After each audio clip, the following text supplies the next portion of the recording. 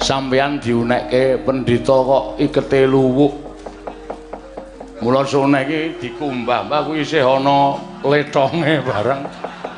Ya aja ngece lho Antasena, arep kowe ngunekke kaya ngono kuwi. Aku kok rumangsa kaya dikilani dadaku karo ratu mau. Ora pangling kae Ratu Mandura Prabu Baladewa. Rekane Arsuwita karo aku ning sajake ora percaya karo wujudaning Begawan Sabdawala. Ora ngenggoni tembung Giri Lusi jalma tan kena kinira. Ngina karo Begawan Sabdawala, ya apa mbok kira aku ora iso gawe wirangmu Prabu Baladewa. Kowe arep bali saka kene ora bakal iso metu saka wengkon Pertapan Kembang Sore. Kowe bingung ora weruh kiblat mandi ucaping Begawan Sabdawala. Wah, kowe iki piye iki?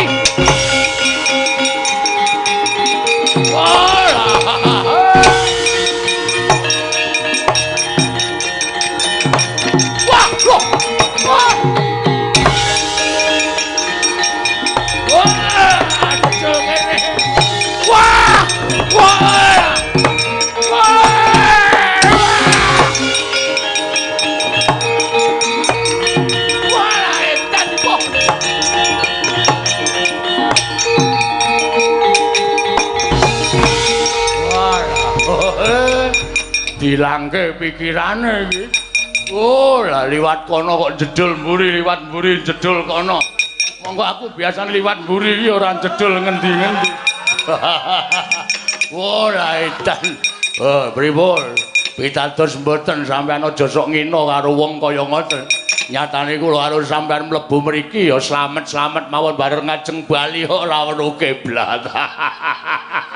Malah tubrukan kali kula barang. Wah, edan. Gugu karepe dipanusman ing jajaran sekertaning bawon iblis lanang. Arep bali ning Mandura kok digawe bingung aku. Kowe Begawan Sabdawala. Pancen bener sinuwun. Sampeyan sapa Prabu Baladewa? Lah. Lho apa nampuh? Takon kok wis disebut jenenge niku nang mboten nampuh.